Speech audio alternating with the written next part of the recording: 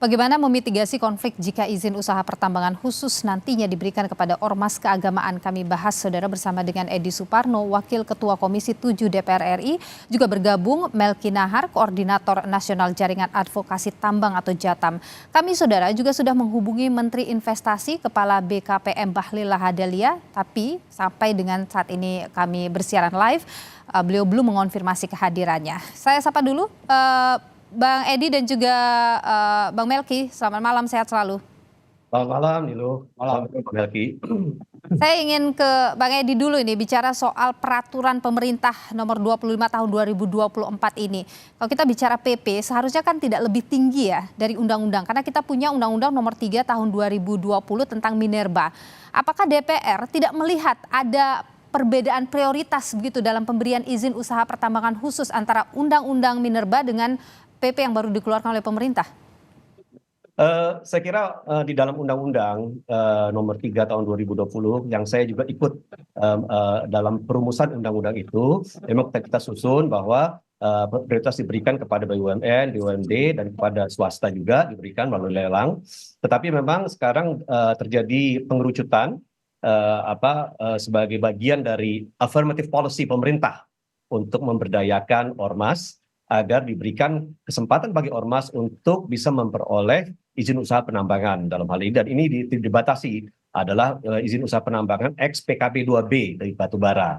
Nah, itu bisa dilaksanakan oleh ormas keagamaan. Tetapi persyaratan untuk memperolehnya itu tidak ada bedanya dengan persyaratan yang dikenakan juga untuk BUMN, untuk BUMD, dan siapapun yang ini mendapatkan izin usaha penambangan tersebut.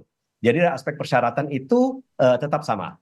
Dari aspek legalitas itu memang diperbolehkan peraturan pemerintah sebagai peraturan turunan dari Undang-Undang nomor 3 tahun 2020 untuk memberikan kewenangan bagi ormas untuk dapat melaksanakan kegiatan penambangan. Tetapi perlu saya tekankan di sini bahwa dengan adanya PP yang sudah dikeluarkan tersebut bukan berarti bahwa ini kita sekarang akan memudahkan untuk diberikannya izin usaha penambangan khusus untuk ormas, karena persyaratan diikuti itu juga tidak mudah.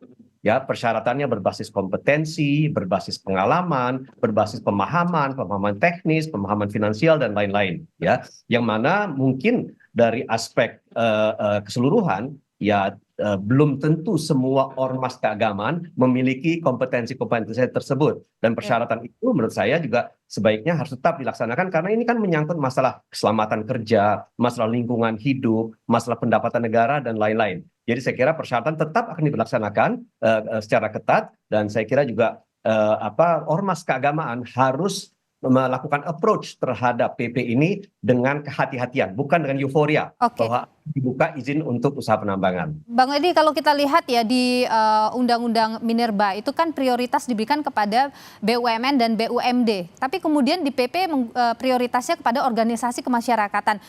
Bukannya undang-undang lebih tinggi ya dari PP? Oh ya, memang undang-undang lebih tinggi daripada PP, tetapi kami rasa bahwa adanya pemberian ini untuk ke organisasi kemasyarakatan itu tidak melanggar karena bagaimanapun juga bisa saja dilaksanakan kemudian kerjasama antara BUMN dengan organisasi kemasyarakatan dalam bentuk kerjasama seperti joint venture dan lain-lain, termasuk juga dan BUMD. Jadi saya kira itu masih masuk dalam konteks yang kita atur di dalam Undang-Undang 3 nomor tahun 2020. Oke, saya ke Bang Melki dulu. Apa yang paling dikhawatirkan dari JATAM ketika keluar PP tahun 2024 ini? Iya, saya kira sebelum ke situ, ini sebetulnya bukan soal apakah kebijakan ini sesuai regulasi atau tidak, gitu ya. Karena kalau kita cek sejak awal, model kebijakan yang dikeluarkan Jokowi ini kan seringkali untuk dia terlihat legal, maka yang dia lakukan adalah mengotak-atik regulasinya. Kalau misalnya regulasinya tidak ada, dia kemudian membuat regulasi baru. Nah, persis itu yang terjadi hari ini.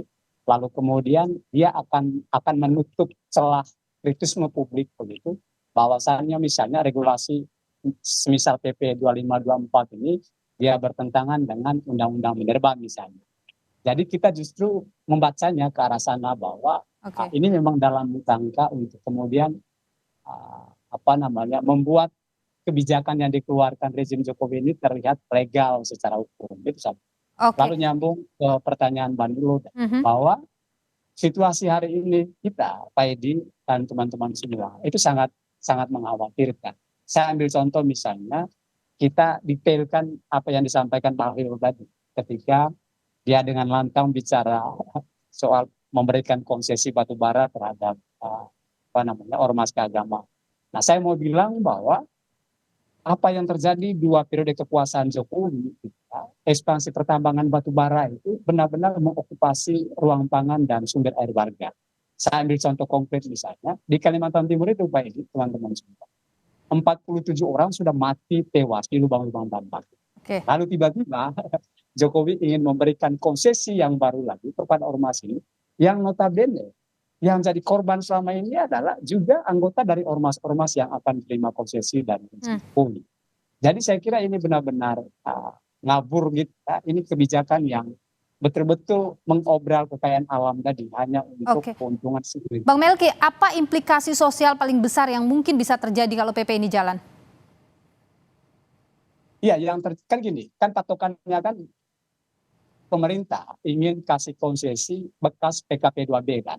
Kalau kita cek perusahaan-perusahaan PKP 2B, terutama yang generasi 1 itu, mulai dari Tamtu Harum, Arutmin, Kepilo, Altim Primakul, Kineko Jaya Agung, dan sebagainya. Konsesi mereka memang itu luasnya minta ampun selama ini. Bahkan mencaplok ruang pangan warga. Lalu tiba-tiba tadi Jokowi ingin memberikan konsesi kepada ormas-ormas ini. Maka apa yang terjadi? Ya, yang terjadi adalah percepatan dan perluasan perusakan kawasan pangan warga, terutama di Pulau Kalimantan, karena di sana deposit batubara terbesar di Indonesia. Justru ini kemudian menjadi aneh, termasuk ormas keagamaan. Ya. Salah satunya PBNU. Saya mau bilang gini, yang harusnya diambil oleh PBNU hari ini adalah sikap kritismenya, bahwa kebijakan ini keliru gitu.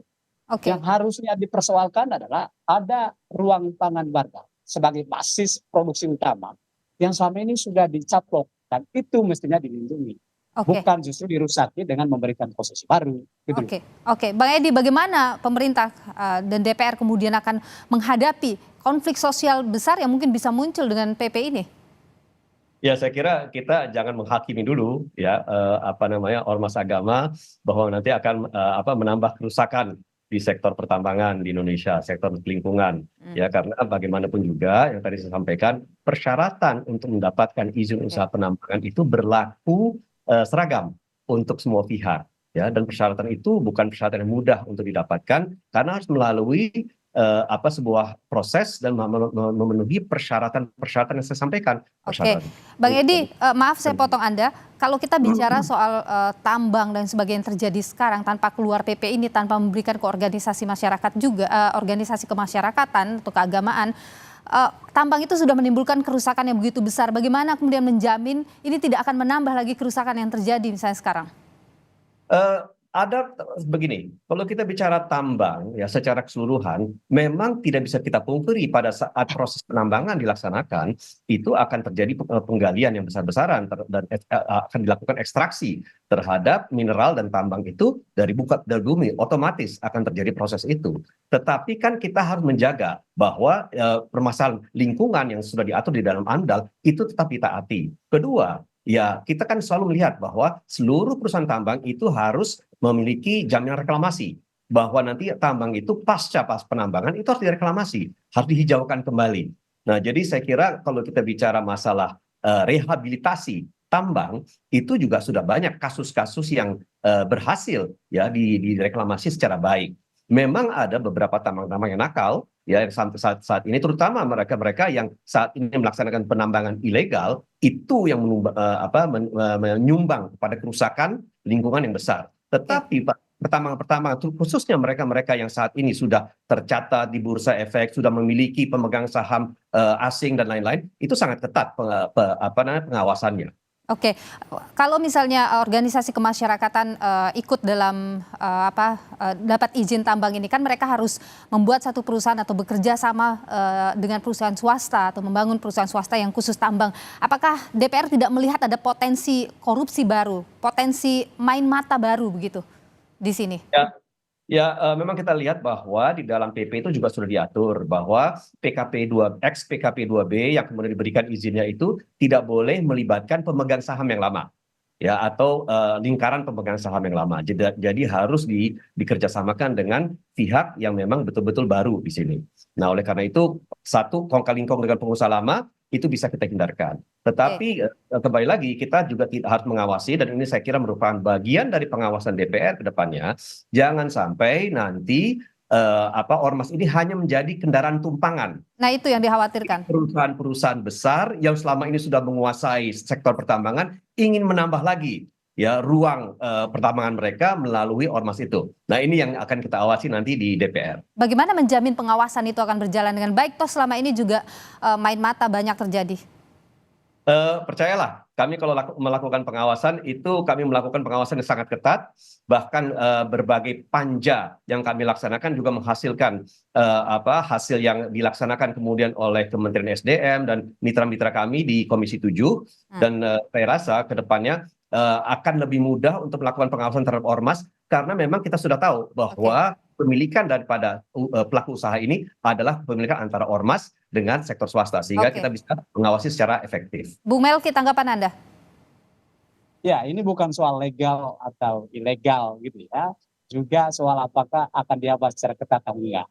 Karena yang terjadi selama ini justru sebaliknya. Seluruh yang disampaikan PD itu kontradiksi dengan situasi yang terjadi di lapangan gitu ya. Jadi seketat apapun regulasinya, itu di lapangan tetap amburadul gitu ya, tetap berantakan. Jadi ini bukan soal apakah punya regulasi atau enggak. Yang terjadi seperti yang saya bilang tadi, memang tambang itu kan dia model ekonomi yang rapuh gitu ya, dia tidak berkelanjutan. Dan dalam konteks PP 25 2024 ini kan yang akan menambang ini kan Manilu adalah perusahaan profesional, tapi pemegang kendalinya, pemegang saham terbesarnya adalah ormas keagamaan itu sendiri. Nah, pertanyaannya adalah ketika misalnya operasi tambang justru mengokupasi wilayah pangan warga, gitu, menghancurkan pangan warga, seperti di Kutai Kartanegara misalnya, saya ambil contoh, ya, contoh konkret, tambang batubara membuat belasan rumah warga itu amblas, tanpa ada penegakan hukum, Pak Edi. Jadi ini gimana? Sementara mereka-mereka yang jadi korban yang saya bilang tadi Mbak Nilu adalah anggota atau ormas dari anggota dari ormas-ormas yang akan mendapat konsesi ini. Jadi situasinya memang sangat rumit di lapangan. Makanya saya bilang tadi, kalau misalnya ormas keagamaan ini memang mau mendorong perekonomian, mengapa tidak ke sektor yang lebih berkelanjutan, yang bisa menjamin masa depan bagi umat, gitu. Ketimbang dia harus masuk pada sektor pertambangan, yang notabene dia sangat destruktif, gitu loh, dan penuh kekerasan. Ini gimana? Bung Edi, dijawab singkat saja Bung Edi, kita terbatas waktu. Ya, pertama ya saya kira mungkin kasus-kasus tertentu itu mungkin terjadi, tetapi tidak bisa langsung digeneralisir bahwa sektor pertambangan kita sesungguhnya rusak parah, tidak seperti itu. Itu pertama. Artinya kalau itu rusak parah, saya tidak menjalankan tugas saya dengan baik. Dengan teman-teman yang lain juga begitu. Itu pertama. Terus kedua, jangan juga kita langsung asumsikan dengan terbitnya PP itu nanti semua ormas keagamaan akan berbondong-bondong untuk meminta izin usaha. Tidak juga. Karena kemudian satu, mungkin mereka tidak tertarik, tidak memiliki kemampuan, tidak memiliki kompetensi. Jadi saya kira kita lihat saja perkembangannya, tetapi yang penting dari DPR, kami memastikan bahwa pengawasan kita terhadap ormas keagamaan tentu akan sangat ketat, karena itu adalah tokoh-tokoh panutan masyarakat yang ada di ormas keagamaan. Baik, terima kasih Bung Edi Suparno, Wakil Ketua Komisi 7 DPR RI. Terima kasih juga Bung Melki Dahar, Koordinator Nasional Jaringan Advokasi Tambang atau JATAM, sudah berbagi pandangan di Sapa Indonesia Malam. Sehat selalu Bapak-Bapak.